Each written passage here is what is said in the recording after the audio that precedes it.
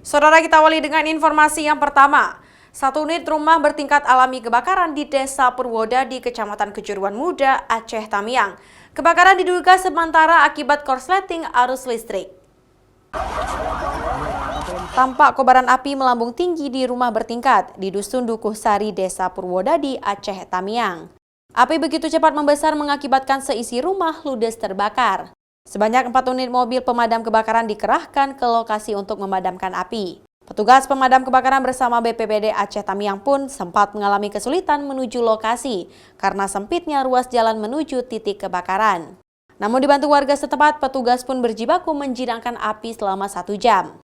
Kita kejadian, kita tanya sama orang rumah, itu dari atas katanya, atas tingkat. Untuknya pertama macam orang jalan, tapi nggak lama asap tumbuh turun ke bawah. Jadi mereka pada keluar semua, barang-barang di bawah, api sudah besar gitu. Hingga kini belum diketahui penyebab pasti kebakaran, namun kebakaran diduga sementara akibat korsleting listrik di lantai 2 rumah.